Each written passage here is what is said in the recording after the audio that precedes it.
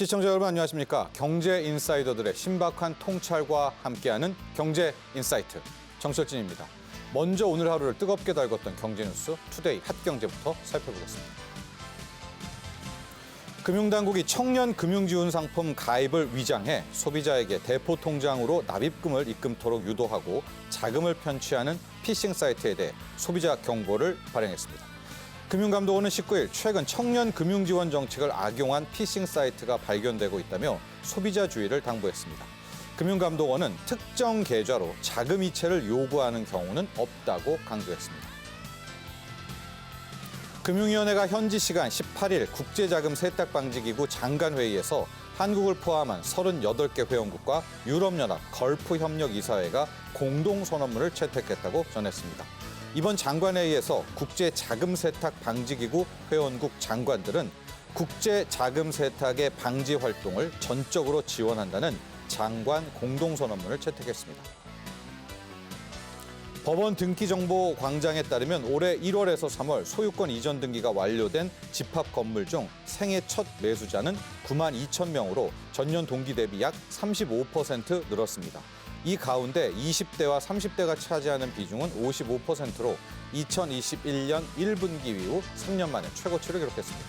특히 지방에서 비중이 상승했는데 이는 지방 집값 약세가 장기화하자 신생아 특례 대출 등 정책 대출을 활용한 생애 첫 내 집 매매가 20대, 30대 중심으로 늘었기 때문입니다.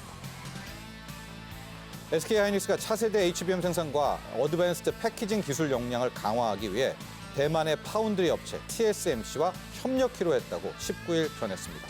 양사는 최근 기술 협력을 위한 MOU를 체결했고 이를 위해 SK하이닉스는 TSMC와 협업해 2026년 양산 예정인 HBM4를 개발한다는 계획입니다. 지금까지 투데이 핫경제였습니다. 최근 들어서 원달러 환율의 흐름이 심상치 않습니다. 지난 16일 원달러 환율이 역대 네 번째로 1,400원을 돌파하면서 2022년 9월 이후 처음으로 외환당국이 구두 개입에 나서기도 했죠. 이 환율이 오르면 이 수입 물가와 금리에도 영향을 줄 수밖에 없는데요. 오늘 경제 인사이트에선 변동성 커진 원달러 환율의 전망, 그리고 한국 경제에 대한 영향, 또 환율 안정을 위해선 어떻게 해야 될까? 이런 부분까지 하나씩 짚어보도록 하겠습니다. 본격적인 오늘의 핫 이슈 이야기 나눠보기 전에 자세한 내용 먼저 화면으로 만나보시죠.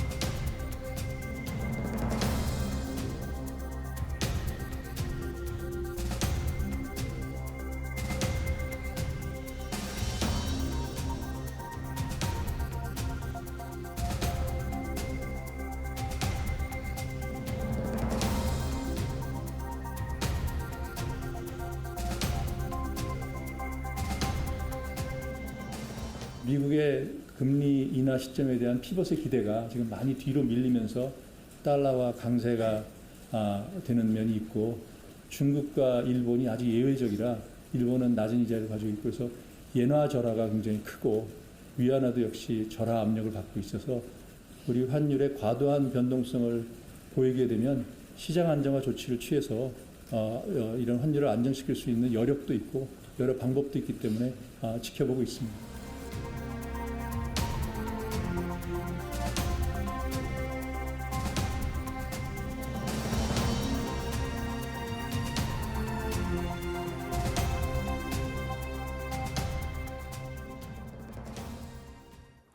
오늘의 경제 인사이트 두 분의 전문가와 함께합니다. 이준우 GFM 투자연구소 소장, 성한경 서울시립대 경제학부 교수 모셨습니다. 안녕하십니까? 안녕하세요. 네, 안녕하십니까? 자, 저희가 이제 본격적으로 오늘 원달러 환율에 대한 이야기를 해야 될 것 같은데요. 최근에서의 원달러 환율 흐름, 그리고 뭐 전망까지도 한번 크게 통찰해 주시고 들어가 보도록 할까요? 예. 전반적인 미국의 달러가 강한 현상, 그것이 꾸준히 이어져 왔고요. 그것은 이제 금리 인하 그리고 양적 완화, 제로금리 이런 것들이 인플레 시대를 겪으면서 금리 인상으로 돌았고, 가장 금리를 많이 올린 것이 미국이고, 또 경기 측면에서도 미국이 가장 상대적으로 또 낫다 하는 측면에서 달러 강세는 그동안에 어쩔 수 없다라고 봐왔고요. 우리는 그럭저럭 유로나 엔이나 위안 할 것 없이 주요 통화들과 비슷한 속도로 그 달러 대비 약세를 갖다가 네. 이어져 왔습니다. 그러니까 어깨동무하고 왔었죠. 네. 어깨동무하고 왔었는데 문제는 이제 지난주 목요일부터 해서 갑자기 환율이 유난히 우리가 서울에서 네. 우리만 뛰었죠. 즉 지난주 목요일이라는 얘기는 총선 바로 다음 날이었습니다. 네. 그러고 나서 한 4일 정도 갔다가 목금 그리고 월화 이어지는 월화까지 해서 화요일 날은 불과 뭐 사흘 전입니다만 네. 1,400을 터치했었죠. 그리고 나서 이제 한미일 재무장관의 어떤 그 회동 그리고 공동 성명서 형식의 또 구두 개입까지 나오면서 시장의 롱 심리가 꺾이면서 밀리나 했는데 그래서 1,370원대까지 급격하게 밀려서 어느 정도 큰 불은 잡았다 했는데 오늘 뭐 시청자 여러분께서도 지금 가장 핫한 뉴스가 갑자기 또 이스라엘이 이란 본토를 공격했다는 제보복이죠. 거 아닙니까? 네. 네. 그러면서 시장이 또 순간적으로 한번 뒤집어졌습니다. 네. 뭐 그랬는데 일단은 즉각적인 어떤 시장의 혼란은 지금 시간이 가면 갈수록 네. 조금 안정을 찾는 분위기라서 네. 다시 뭐 1,380원까지 왔는데 네. 뭐랄까요? 뭐 한마디로 요약하자면은 지금은 당장 내일을 알 수 없고 뉴스의 흐름이 너무 급박하고요. 네. 또 생각지도 못했던 그런 어떤 불확실성이 잔뜩 끼어 있는 장이라 볼 수 있겠습니다. 네. 성 교수님 보통 이렇게 원달러 환율이 급등하는 원화 약세는 우리 한국에 뭐가 문제가 있어서 한국 경제가 나빠져서 이런 사태가 오는 게 일반적이었는데 지금 최근에 있었던 1,400원 간 것도 그렇고 근데 우리를 보면 뭐 수출도 괜찮고 지금 외국인 투자자들도 들어오고요. 이게 대외적인 변수가 많은 것 같아요. 최근 이렇게 요동쳤던 뭐 이유들 몇 가지를 살펴볼까요?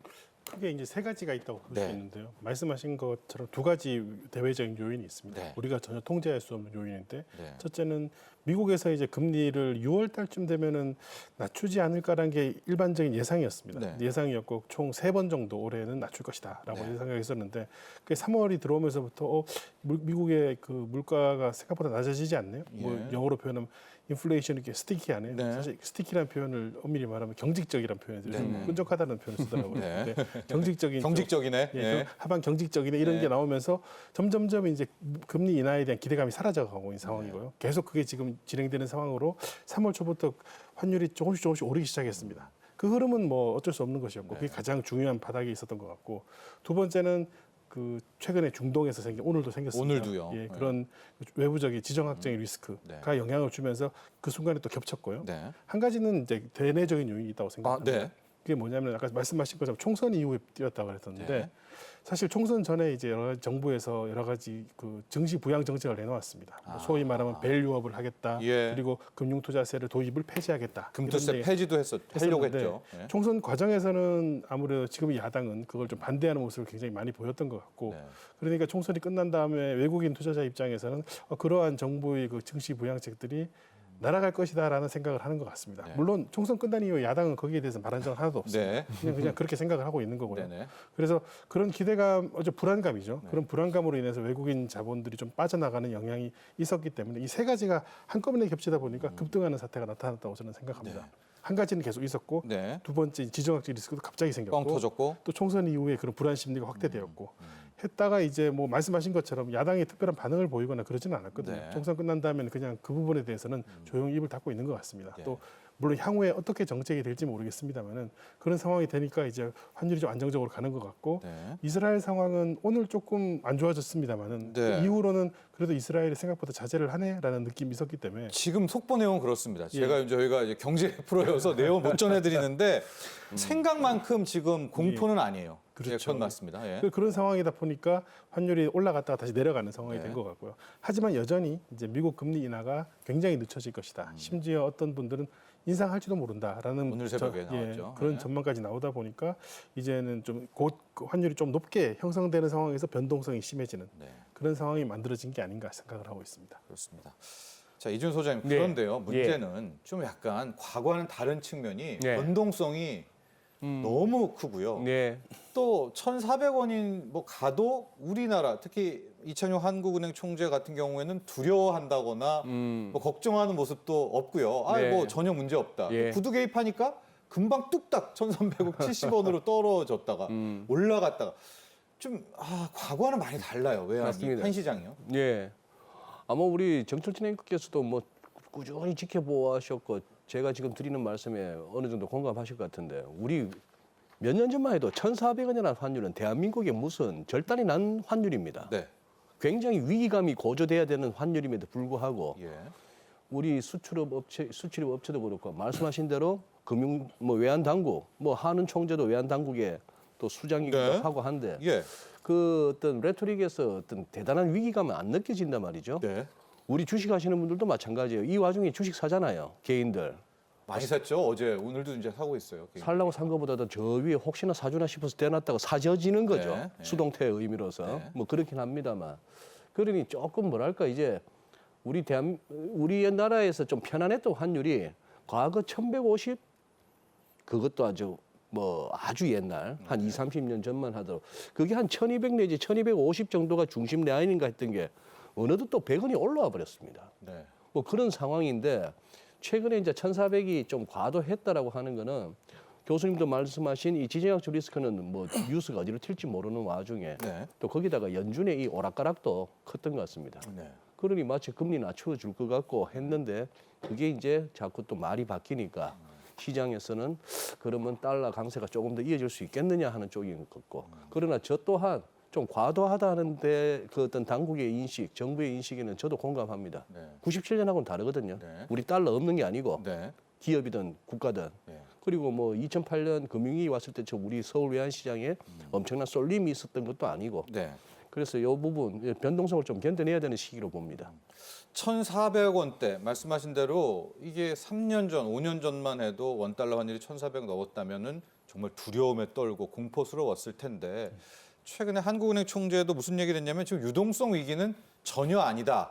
서학개미가 들고 있는 미국 주식만 해도 이게 엄청나니까 실제로 우리가 환율 높은 거는 달러가 부족할까 봐 위기인 건데 부족 상황도 아닌 것 같아요, 교수님. 좀 과도하다 이런 얘기 많이 나옵니다. 공포가. 맞습니다. 지금 90년대 말에 있었을 때는 정말 그때는 외환 보유고가 없었고요. 네. 그리고 2008년도에도 외환 보유고가 모자라는 정도는 아니었습니다만 그래도, 그래도 뭔가 이 국내에 있는 그 외국의 은행들이 좀 뭔가 돈이 모자란다 이런 얘기가 있었기 때문에 올라간 게 있는데 지금은 우리나라 외환 보유고가 전 세계 9위입니다. 예. 지난 2월 말 기준으로 4,167.3억 달러를 가지고 있는데요. 예. 뭐 9위라 그러지만 6위랑 별로 차이가 나지도 않습니다. 네네. 그러니까 1, 2, 3, 4, 5위가 굉장히 많고 그다음부터는 그 차이 나지 않거든요. 그러니까 외환 보유 굉장히 많은 나라에서 네. 전혀 수급에 문제 없고 그러면 지금 경제 상황이 위기냐? 네. 아까 우리 소장님께 말씀하셨습니다만 뭐 그렇게 문제되는 상황 네. 없습니다. 물론 경기가 아주 좋은 건 아니죠. 금리가 높으니까 뭐 물가도 조금 높은 편이고 좀 뭐 서민들 입장에 삶이 좀 팍팍하긴 하지만은 팍팍한 정도지 삶이 지금 굉장히 무너지고 있는 정도는 전혀 아니거든요. 네.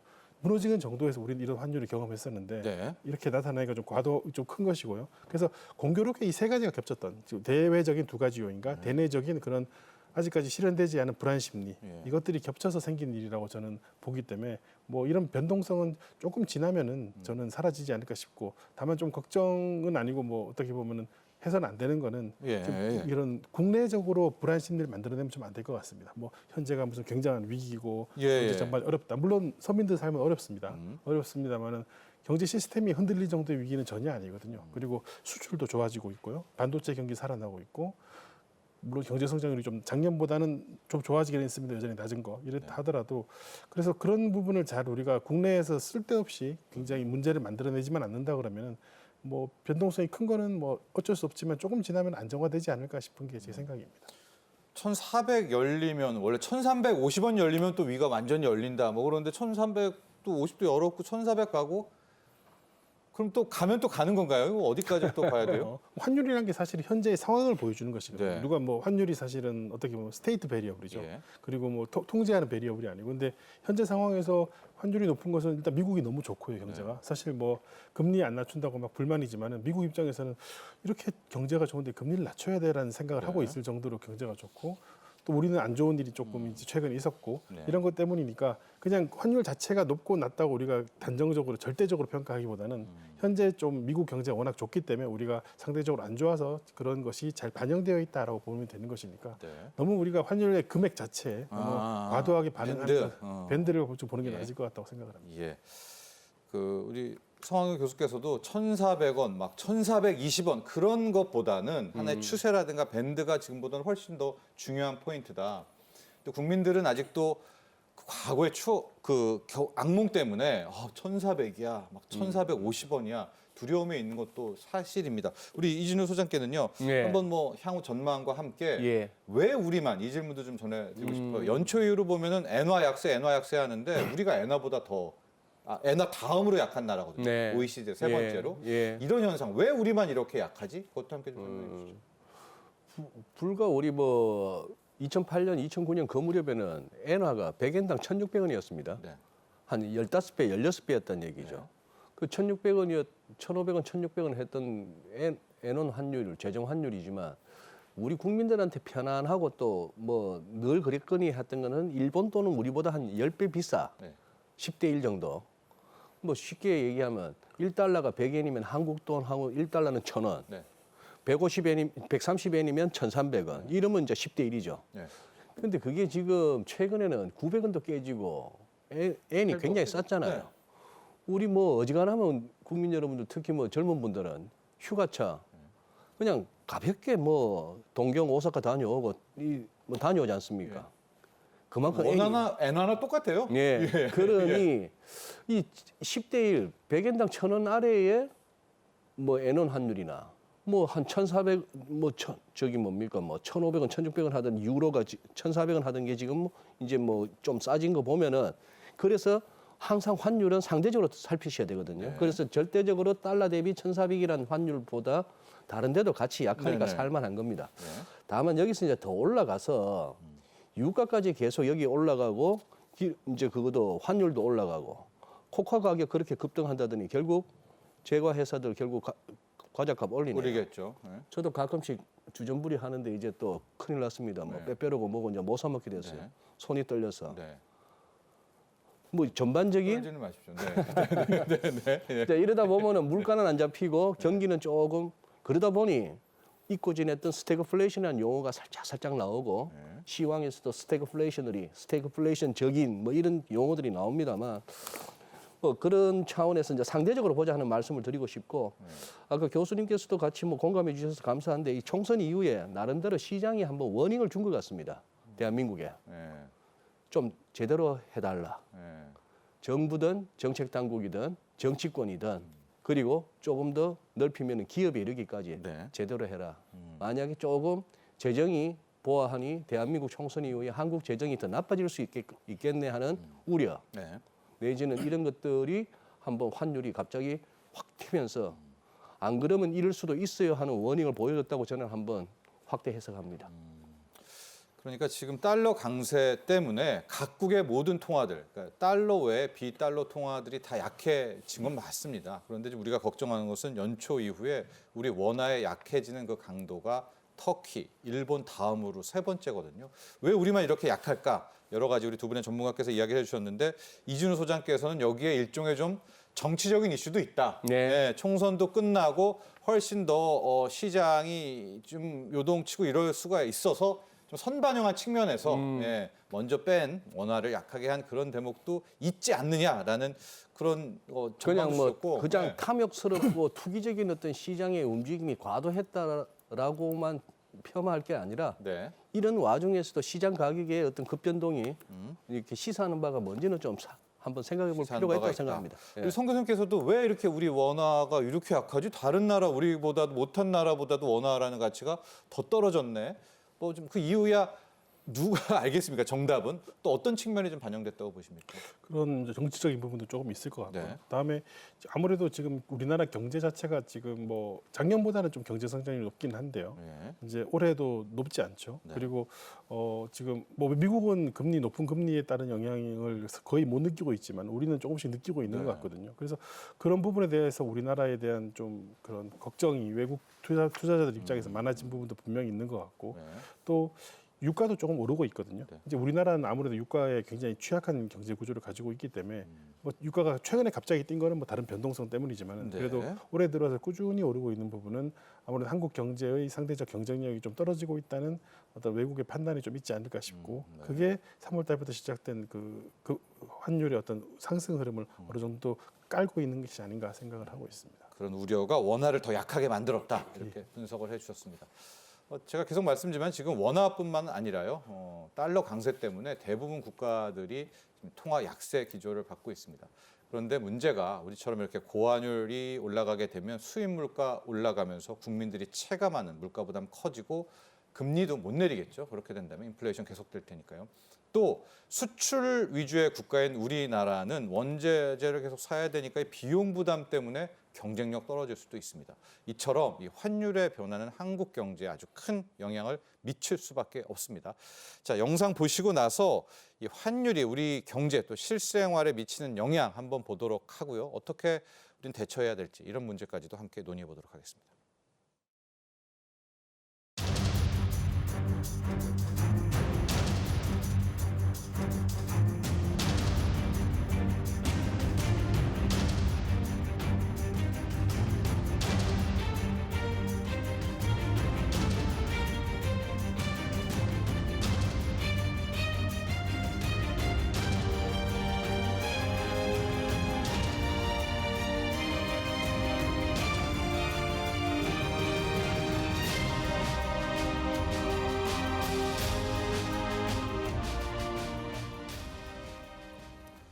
자, 성 교수님, 고환율은 우리 입장에서는 수입 물가 상승이고요. 기업들 입장에서는 비용 부담 증가입니다.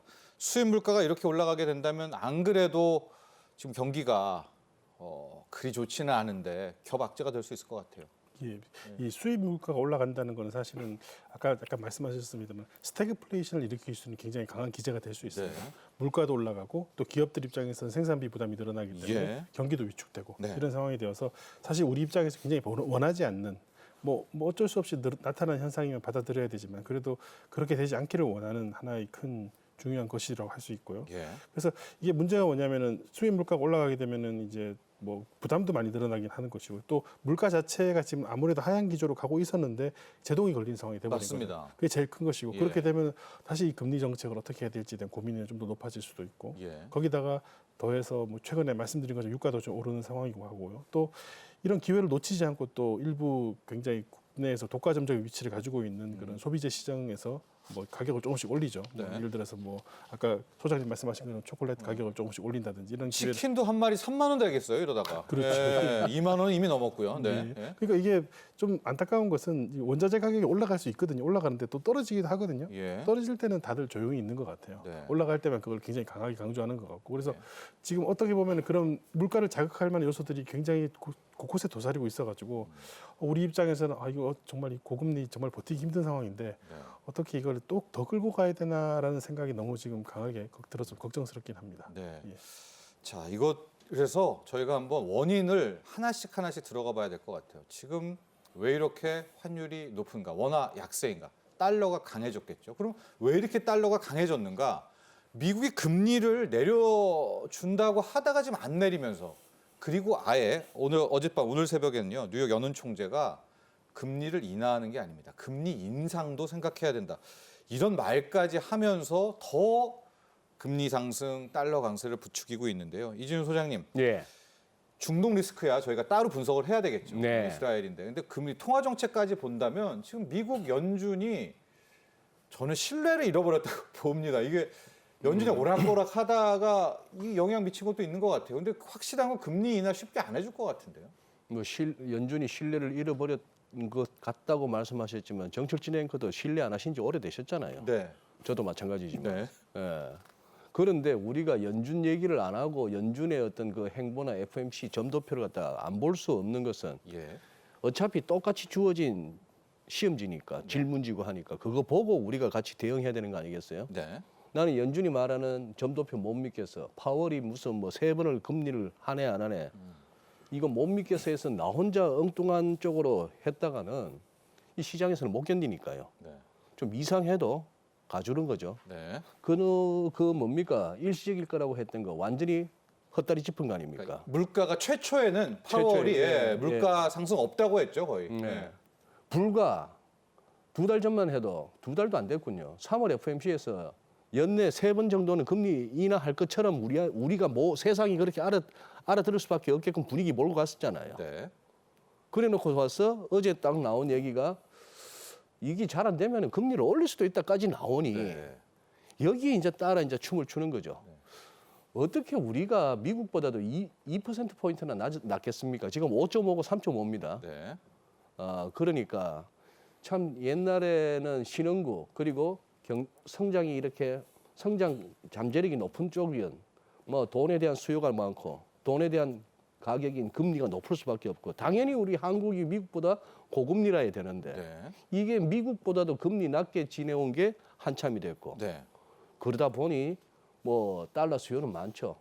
같은 주식을 해도 요쯤 가면 딱 빠지게 세팅되어 있는 것 같은 한국 주식 하느니 네. 그냥 우상향으로 어디까지 갈지도 모르는 미국 주식 샀더니 1,200원에 달러 바꿔서 갔더니 네. 주식도 올라요. 그 주식 팔고 바꾸니까 원화를 또 1,400원에 바꿀 수 있어요. 한차 이깁니다. 이런 논하는 장사가 어디 있습니까? 네. 그러니 뭐 달러 계속 사자가 있는 거고 뭐 수출업체 입장에서도 할 수만 있다면은 그냥 달러 팔아서 원화 바꾸기보다는 그냥 싼 맛에 달러 원화 빌려서 쓰면 되잖아요. 원화는 그런 식으로 해서 달러가 이렇게 계속 강할 수밖에 없는 것 같습니다. 또 지금 인플레 지표, 인플레 수치나 이런 거에 비해서 저렇게까지 높은 기준금리를 유지해야 되나 싶기도 한데 네. 또 아주 뭐 짧게 그냥 음모론만 제기하고 갑니다. 네. 저렇게라도 안 하면은 누가 달러 쳐다봐 주겠나 싶기도 합니다.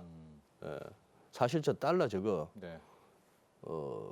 달러의 어떤 그 위기론 이런 것들은 올해부터 회자돼 왔지 않습니까? 네. 그럼에도 불구하고 달러는 계속 강해요 아직까지도. 예. 참 묘한 세상입니다. 자, 연준이 지금 통화 정책을 오락가락하는 와중에 지금은 딱 지금 현상만 놓고 보면 긴축하겠다는 거거든요. 성 교수님, 이 통화 정책 한 번 더 가볼게요. 지금 이게 매일 달라요. 전달에도 다르고 아마 다음 주에 또 바뀔 수가 있는데 현 시점은 긴축으로 간다, 더 간다. 그러니까 달러 강해진 거잖아요. 이게 또 바뀐가요?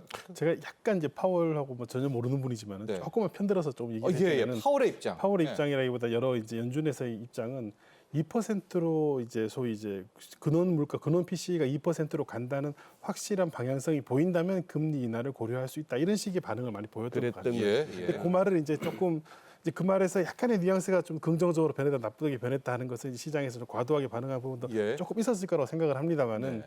근데 이제 뭐 파월도 뭐 어쨌든 파월이 그 물가를 마음대로 조정할 수 있는 능력이 있는 아니니까. 사람도 아니고요. 그러니까 어쨌든 뭐 파월이든 누구든 물가가 지금 올라가는 곳에 장사가 없는 것입니다. 네. 그러니까 어쩔 수 없으니까 금리를 이제 본인의 말을 바꿔야 되는 상황이 오게 되고 있는 상황이 아닌가 싶은 생각이 들어요. 그러니까 네. 뭐 모든 문제는 이제 사실 인플레이션이 오는 거라고 지금 봐야 되는 거고요. 그래서 미국에서도 이제는 강세로 돌아간다라고 저는까지는 생각하지는 않습니다만은 이제 완화하던 정책을 멈출 가능성을 이제 높이고 있다라는 정도로 보면 될 것 같습니다. 그래서 저는 여전히 아직까지 올해 안에 미국이 금리를 올릴 것이다까지는 생각하지는 않습니다. 인상은 아니다. 인상은 예, 왜냐하면 그런 말을 한 것은 혹시나 올리게 되면 또 비난을 급격히 받으니까 미리 조금 미리 얘기해 둔 약간 거다. 좀 해뒀다는 네, 생각이고요. 네. 하지만 인하를 3번 하겠다는 걸 그걸 지금 뒤엎어야 되는 상황이 된다 그러면은 그 인하를 3번 할 거를 한 번만 해야 되지 않을까라는 생각을 하고 한다 하더라도 시기가 많이 늦어져서 어쩌면 잘못하면은 12월 마지막에 네.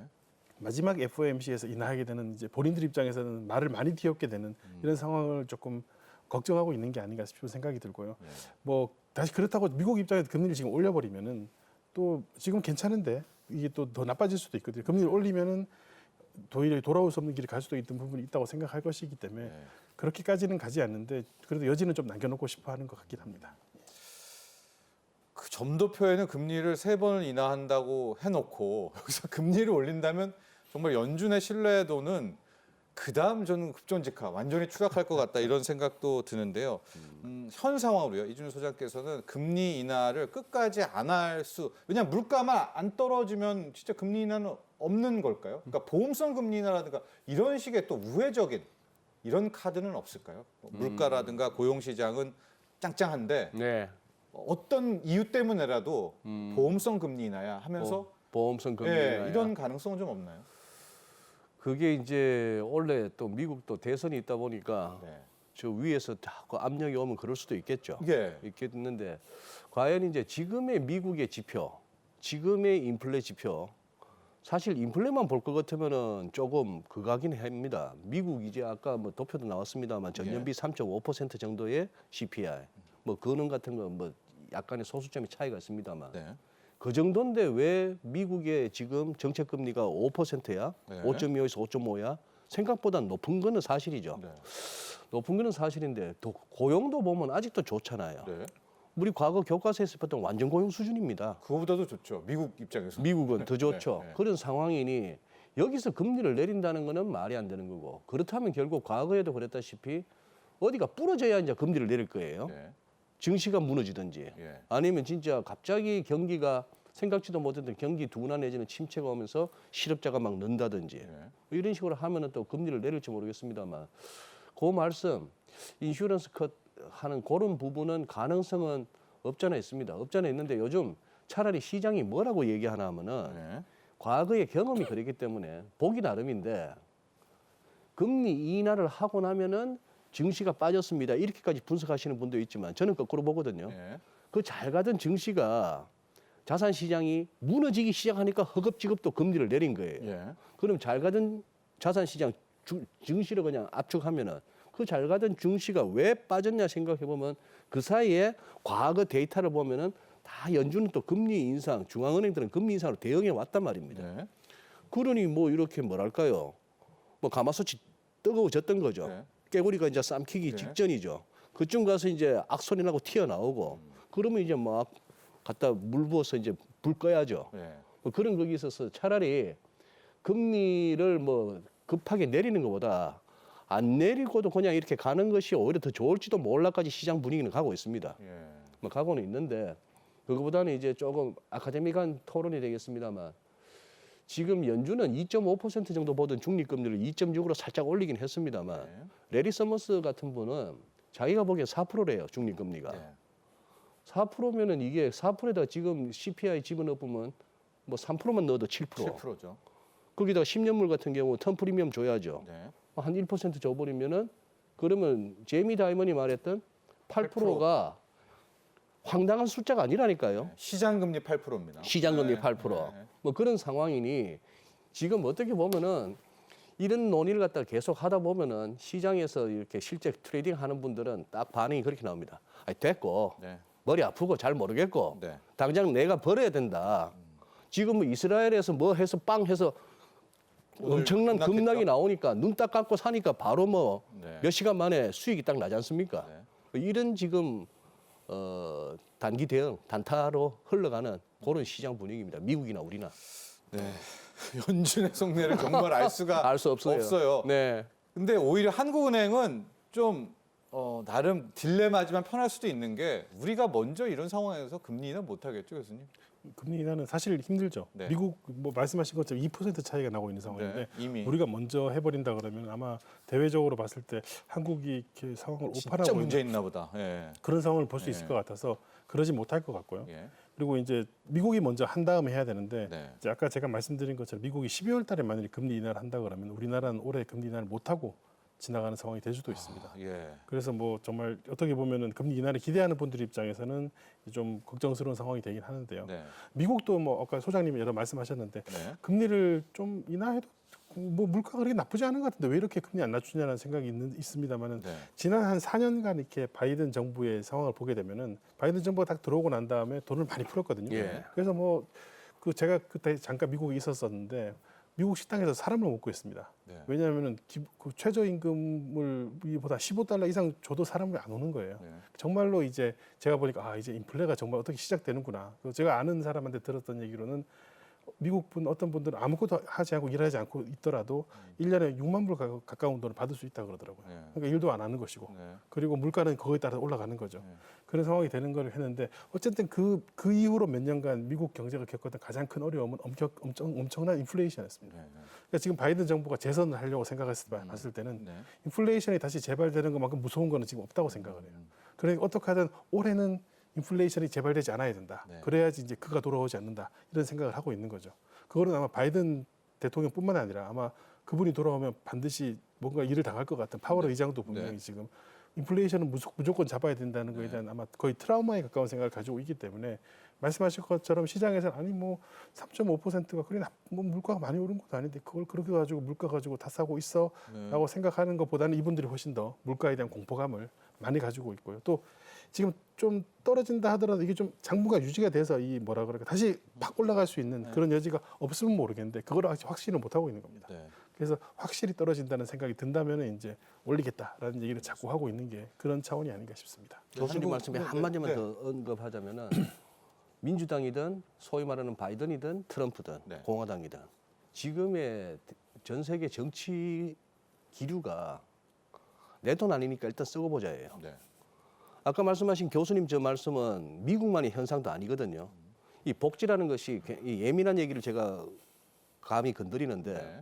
정말 정밀하게 설계되어서 꼭 가야 할 곳으로 돈이 가져야 되는데 안 그러면 사람들이 어떻게 되느냐 하면 일할 수 있는 사람도 놀아버립니다. 네. 내가 나가서 버는 것보다 그냥 꽁돈 생기는 게 네. 미국은 코로나 핑계로 갖다 꽂아줬죠. 네.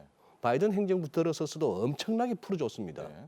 근데 제가 봐서 바이든이 재선을 하든 트럼프가 다시 또 컴백을 하든 간에 두 양반 다 똑같아요. 네. 돈 푸는 거 좋아하는 거는 마찬가지. 네. 그런 측면에서 저는 미국 인플레이션 쉽게 안 잡힌다고 봅니다. 요즘 PPI 보면은 이른바 상품 쪽은 재화 쪽은 마이너스예요, 전월비. 네. 근데 서비스가 이게 인플레이션 시대거든요. 서비스 가격이. 서비스가 인건비가 안 빠진다는 얘기죠. 아니 뭔 소주 공장에서 한 100원 오르는데 왜 식당에서 1,000원, 2,000원 오릅니까? 이게 인플레이션 시대라고요. 네. 죽겠다 하면서도 이 인플레이션 시대에 장사하는 사람들은 그 이상으로 해서 결국 보면은 나중에는 엄청난 부담이 되는 겁니다. 네. 네. 자, 저희가 산업 이야기도 해야 되는데 산업 이야기 같은 경우가 좀 다릅니다. 그래서 제가 좀 정리를 하면 과거에는 이렇게 원화 약세가 나오면 수출 기업에 유리하고 뭐 이런 게 있었는데 지금 엔화까지도 우리보다 더 약해지게 되니까 뭐 특히 수출 기업들 기업 측면에서는 약간 좀 그런 것 같아요. 이게 경쟁력이 떨어지는지 유지되는지 뭐 여러 가지 차원이 좀 있습니다. 그래서 이건 좀 중립으로 저희가 놓고 보도록 하겠고요. 지금 또 하나의 미스테리가 이것도 두 분에게 물어봐야 될 것 같은데 자산 시장에서 환율이 이렇게 높고 원화 약세가 되는데도 외국 자본들은 계속 들어옵니다. 이것도 많이 다르거든요. 교수님, 이게 왜 들어오는 걸까요? 왜냐하면 지금 당장이 아니라 연초부터 우리 원화 약해졌잖아요. 연초부터 약해지는 거 알고 들어옵니다. 외국인들은.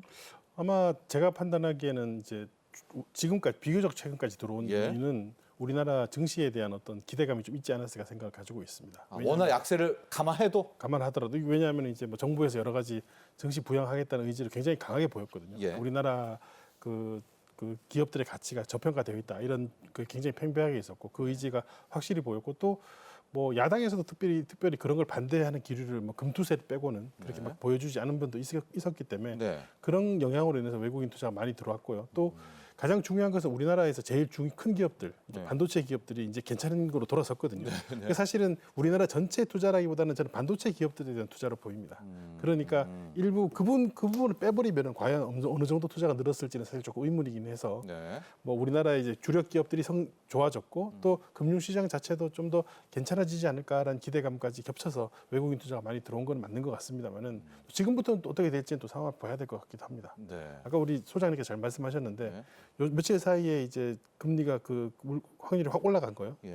그 우리나라에 이제 외국인 투자자들이 좀 빠져나갔던 것은 중요한 경고를 준다고 생각합니다. 경제 정책을 시장의 의지와 다르게 임의적으로 집행하거나 그거를 막거나 잘 되고 있는 걸 막거나 했을 때는 분명히 시장은 강하게 반응할 것이라는 어떤 일종의 경고를 준 게 아닌가 싶은 생각이 많이 들어서 좀 예. 굉장히 신중하게 우리가 움직여야 될 때가 아닌가 생각합니다. 우리 성 교수께서는 그래서 밸류 프로그램 같은 거 원래 하려고 했던 것들은 꾸준히 유지해야 외국인 투자자들과 외국 자본에게도 또 신뢰 유지를 할 수 있다. 이런 말씀이신 거죠. 그리고 네. 또 지금 우리가 제일 정말 걱정하는 거가 뭐냐면은 부동산 시장에 또 불을 붙을까 봐 너무너무 걱정을 하고 있거든요.